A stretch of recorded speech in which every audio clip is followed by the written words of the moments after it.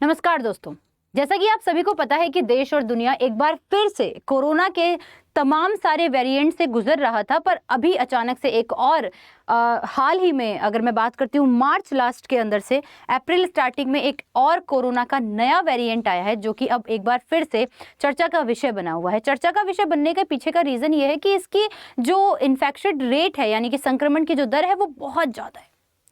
Doctors के साथ साथ में तमाम लोग भी जो है वो इससे बहुत ज़्यादा डर रहे हैं, पर वास्तविकता क्या है, सही चीज़ क्या है, वो आप लोगों को मैं बताऊंगी हमारी अड्डा 24/7 की पूरी टीम के साथ में। मैं नीरज एक बार फिर से जो वास्तविकता है वो आप लोगों के सामने लेकर आए, क्योंकि तमाम सारे चैनल तमाम सारी जगह पर अलग अलग मिथ होते हैं। वास्तविकता से हम जब अनभिज्ञ होते हैं तो बहुत सारे रूमर्स पर विश्वास कर लेते हैं, और कहीं ना कहीं ये विश्वास जो है वो परेशानी का विषय बन जाता है। तो आज के सेशन में जानेंगे कि आखिरकार क्या है ये कोरोना का नया वेरिएंट, और आखिरकार ये वेरिएंट होते क्या हैं, वायरस आखिरकार क्यों म्यूटेट होते हैं। हर बार कहा जाता है, जैसे कि पहले सार्स था, कोविड-19 से पहले आया था SARS, severe acute respiratory syndrome, है ना, और उसके बाद में आया आपके पास में कोविड-19 के बाद में इसके डिफरेंट फेजेज आए, जैसा कि आप सभी को पता है कि ओमिक्रॉन आया, है ना, और ओमिक्रॉन के भी डिफरेंट वेरिएशन आए थे।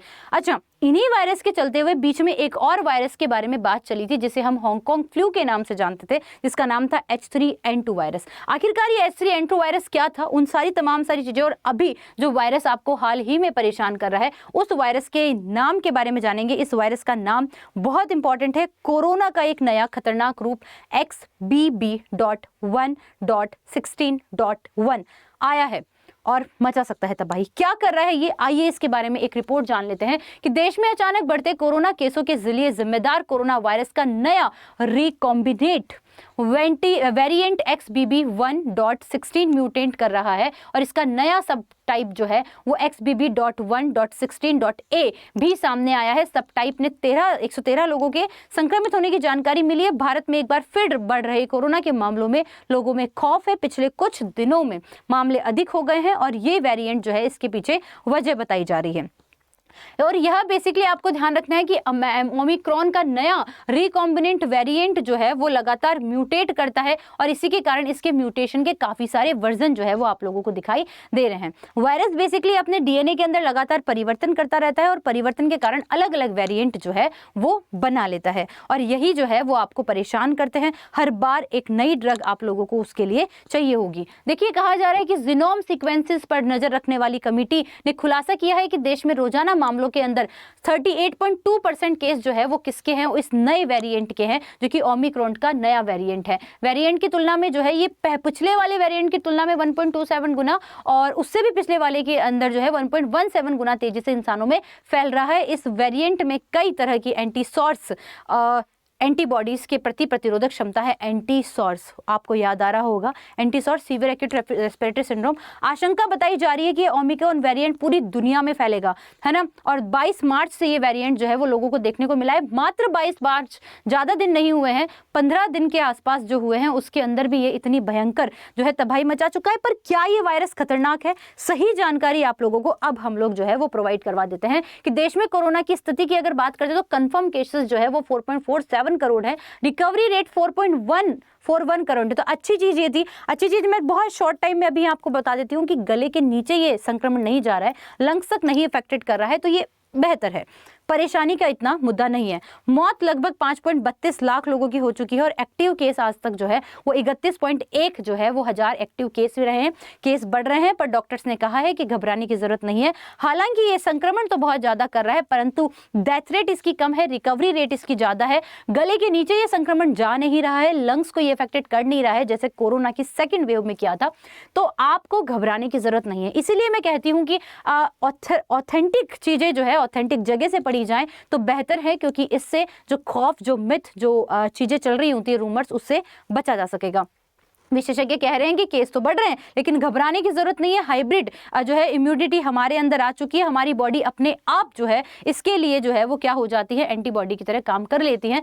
70% नए केस 5 राज्यों में आए हैं, जिसके अंदर गुजरात के 380 है, हरियाणा में 407 है, दिल्ली के अंदर 733 है, महाराष्ट्र के अंदर 900 जो है वो 26 है, और केरला के अंदर 1900 केसेस जो है वो अभी मिले हैं। टोटल 6155 नए केसेस जो है वो आप लोगों को मिल चुके हैं। कोरोना से बढ़ते केसेस के लिए स्वास्थ्य स्वास्थ्य मंत्रालय ने कुछ गाइडलाइन दी है कि एंटीबायोटिक्स तब तक इस्तेमाल नहीं करें जब तक बैक्टीरियल इन्फेक्शन का कंफर्मेशन आप लोगों को नहीं मिल जाता है। इस बात की संभावना रखनी चाहिए कि कोरोना की बजाय अन्य मौसमी बुखार भी हो सकता है और कोविड के बढ़ते मामलों के अंदर जो नया वेरिएंट हुआ है उससे घबराने की जरूरत नहीं है। जी हाँ दोस्तों, एक बार फिर से समझ लीजिए, इससे घबराने की जरूरत नहीं है। ज्यादा परेशान होते जब तक आप अपने मेंटली प्रिपेयर्ड नहीं होते तब तक।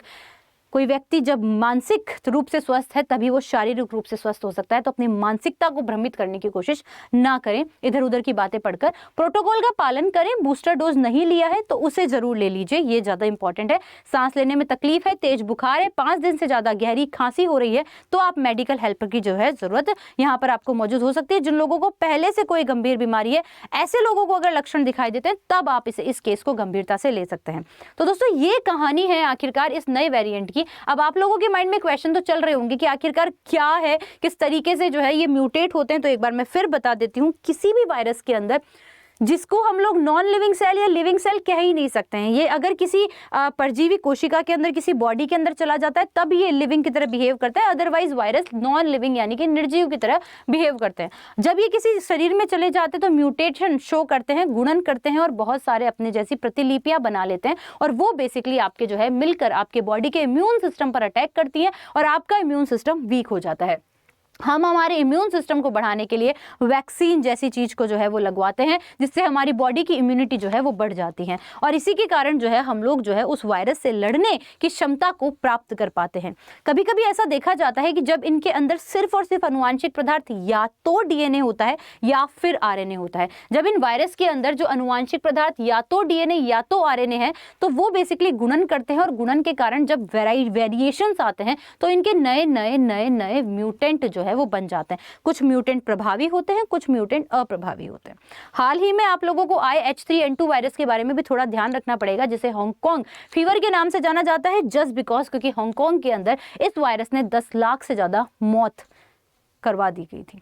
थोड़ा खतरनाक है पर इंडियंस के पास में इम्यूनिटी थोड़ी ज़्यादा है इसलिए घबराने की ज़रूरत नहीं है। तो ऐसा इस वीडियो के पीछे का मकसद यही है कि गाइस तमाम सारे रूमर्स को इग्नोर करके ऑथेंटिक चीज़ों पर फोकस करें। घबराने की ज़रूरत नहीं है पर इसका मतलब ये भी नहीं है कि हम लोग सेफ्टी नहीं रखें। उम्मीद करती हूँ कि ये सारी गाइडलाइंस और ये सारे वीडियो, ये सारी नॉलेज आपको अच्छी लगी होगी। तो अपने देश में अपने दोस्तों, अपने रिश्तेदारों, अपने सहपाठियों को ये वीडियो ज़रूर शेयर करें ताकि एक सही और सही दिशा में जो है उनको सही खबर मिल सके। इसी के साथ ही मैं नीरज एक बार फिर से आपको एक नए वीडियो के साथ मिलूंगी। अगर अभी तक आपने चैनल को सब्सक्राइब नहीं किया है तो जाइए और जल्दी से करके आइए। धन्यवाद।